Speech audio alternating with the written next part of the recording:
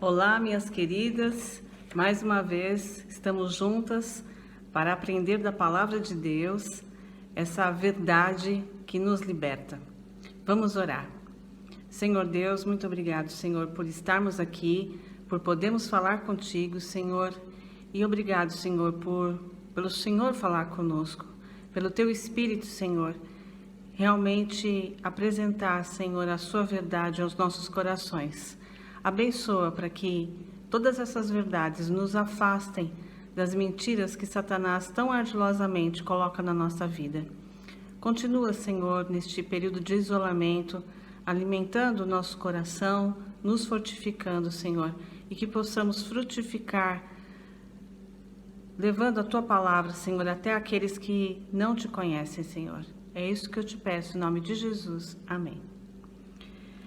Bom, nós temos visto muitas mentiras que Satanás ardilosamente coloca na nossa mente e como elas são destrutivas, né? Nós temos visto, baseados neste livro aqui da Nancy Leigh DeMoss, Mentiras em que as Mulheres Acreditam e a Verdade que as Liberta, nós percorremos várias fontes de mentira.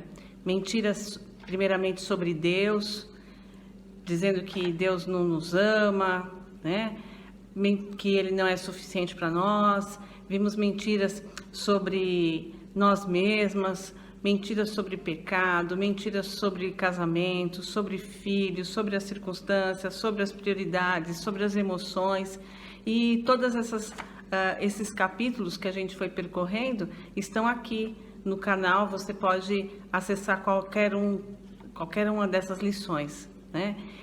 E realmente, a gente viu semana passada também que é impossível a gente estudar todas as mentiras, porque o repertório dele é grande e ele sabe as nossas fragilidades, então cria novas mentiras para nós. Mas nós vimos a semana passada que nós temos a verdade que nos liberta, e essa verdade é a palavra de Deus. E hoje nossa lição vai ser um pouco diferente. Vocês não vão me ver aqui o tempo todo, porque eu achei importante que essas verdades que hoje e na próxima semana nós vamos nos ater a estudar, fiquem bem gravadas visualmente para vocês. Nós vamos percorrer 22 verdades que são o nosso alicerce, a base sólida da proteção da nossa mente, né? Então nós vamos percorrer tudo isso porque quando nós ouvimos essa verdade, quando nós meditamos, quando nós acreditamos e quando nós nos entregamos à verdade da palavra de Deus, o Espírito Santo, ele nos liberta, né? Ele transforma a nossa mente, ele transforma as nossas emoções e tudo isso se estabiliza e nós somos capazes de realmente olhar para as circunstâncias sobre a perspectiva de Deus. Então, quando a gente passa a acreditar, né? Passa a se entregar realmente a essas verdades, é que o Espírito Santo pode agir na nossa vida e nos transformar. Então, nós vamos nos deter hoje em 11 dessas verdades, né? E na próxima semana nas outras 11. E eu desafio você a realmente pegar um caderninho, anotar, fazer dessas verdades aí alguns papeizinhos para você colocar pela sua casa, para que isso possa realmente entrar na sua mente. Anote, né? Decore as passagens bíblicas que você vai ver de destaque em cada uma dessas verdades, porque é isso que vai alimentar seu espírito e é dessa maneira que nós vamos poder enfrentar realmente as mentiras ardilosas de Satanás. Então, vamos lá, vamos começar a ver cada uma dessas verdades. Deus é bom. Salmo 119, 68. Tu és bom e fazes o bem. Ensina-me teus decretos. Salmo 136, 1. Rendei graças ao Senhor, pois Ele é bom e seu amor dura para sempre. Quando tudo está dando certo, quando temos dinheiro no banco, quando temos um bom emprego, estamos com saúde, não é difícil acreditar que Deus é bom. Mas quando as coisas começam a dar errado, quando perdemos o emprego, quando temos uma doença grave, quando nosso casamento não vai bem, o inimigo começa a entrar na nossa mente e fazer com que a gente questione a bondade de Deus. Mas a verdade é que Deus é bom, independentemente das circunstâncias, do que sentimos, do que pensamos. Deus é bom e tudo o que Ele faz é bom. Deus me ama e quer que eu receba o melhor da parte dele. Romanos 8, 32, 38 e 39.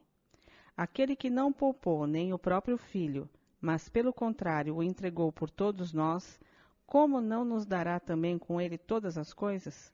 Pois tenho certeza de que nem morte, nem vida, nem anjos, nem autoridades celestiais, nem coisas do presente, nem do futuro, nem poderes, nem altura, nem profundidade, nem qualquer outra criatura poderá nos separar do amor de Deus que está em Cristo Jesus, nosso Senhor.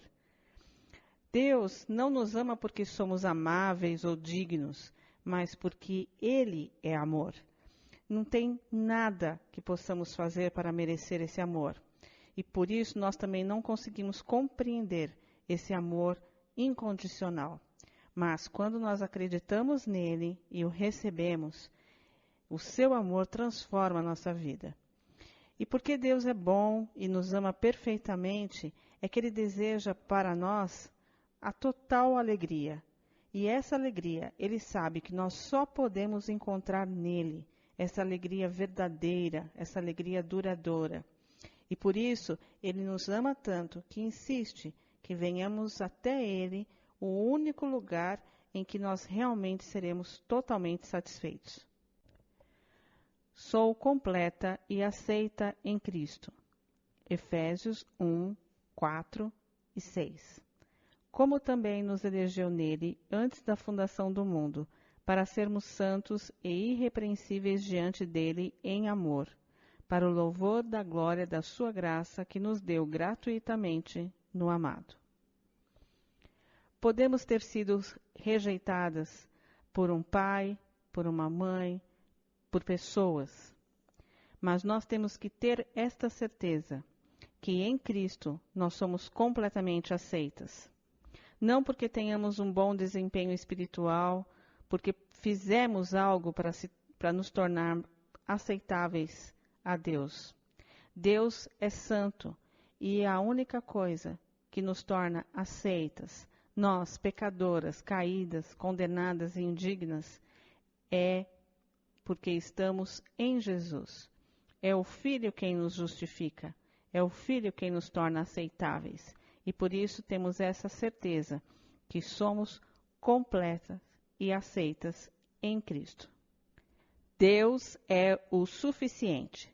Salmo 23, 1. O Senhor é o meu pastor e nada me faltará. Você já deve ter visto esse versículo desde que você era muito pequena. Mas será que realmente acredita nele? Você confia que o Senhor é o seu pastor e que tudo de que você precisa realmente você encontra nele? É nele quem você tem a paz e a felicidade perfeita. Nada nos faltará. Deus é o suficiente. Podemos confiar em Deus. Isaías 28, 16. Portanto, assim diz o Senhor Deus: ponho em Sião uma pedra como alicerce, pedra aprovada, pedra angular preciosa, de firme fundamento. Aquele que crer nunca será abalado. Deus cumpre as suas promessas. Ele prometeu nunca nos abandonar, nunca nos deixar. E quando Ele promete, Ele cumpre. Essa é uma verdade que tem que estar presente na nossa mente. Deus nunca me decepcionou. E, portanto, não é neste momento, nessa circunstância, que isso vai acontecer. Nós podemos confiar em Deus. Deus não comete erros. Isaías 46, 10. Sou eu que anuncio o fim desde o princípio, e desde a antiguidade, as coisas que ainda não sucederam. Sou eu que digo, o meu conselho subsistirá e realizarei toda a minha vontade. Deus nunca se engana, Deus não comete erros, Deus não deixa qualquer situação escapar do seu total controle. Mesmo quando Jó estava sofrendo indescritivelmente, todos aqueles dardos diabólicos estavam sendo lançados nele, Deus estava no controle total. Satanás teve que pedir permissão a Deus para tocar no seu servo. Deus é quem determina a intensidade e a duração da dor. Ele não comete erros com a vida dos seus filhos. Por isso que nós podemos confiar que qualquer coisa que estivermos vivendo é plenamente do controle de Deus. Na eternidade, nós poderemos olhar para a vida que passamos e entender plenamente que Deus fez bem todas as coisas. A graça de Deus é suficiente para mim. 2 Coríntios 12, 9. Mas ele me disse, a minha graça te é suficiente, pois o meu poder se aperfeiçoa na fraqueza. Por isso, de muito boa vontade, me gloriarei nas minhas fraquezas, a fim de que o poder de Cristo repouse sobre mim. Como filha de Deus, eu nunca vou enfrentar nenhuma circunstância que exceda a graça de Deus. Onde o pecado se ressalta, a graça fica ainda mais evidente. Nenhuma situação que eu for passar na minha vida, eu terei menos recursos. Onde eu sou fraca, o Senhor é forte. Ele me dá graça suficiente para lidar com o meu passado, com o meu presente e com o meu futuro. A sua graça me é suficiente em qualquer momento da minha vida. Nós temos que falar essa verdade para nós mesmas, pois ela é a grande verdade que combate uma série de mentiras que Satanás nos conta. Eu não sou fraca, a graça me basta. Eu não vou sucumbir, sua graça me basta. O Senhor me dará todos os recursos, sempre, através da sua graça. Em cada período, em todas as circunstâncias, a sua graça sempre é suficiente. Ela é suficiente para todas nós. O sangue de Cristo é suficiente para cobrir todos os meus pecados. 1 João 1:7. Mas se andarmos na luz, assim como Ele está na luz, temos comunhão uns com os outros, e o sangue de Jesus, seu Filho, nos purifica de todo pecado.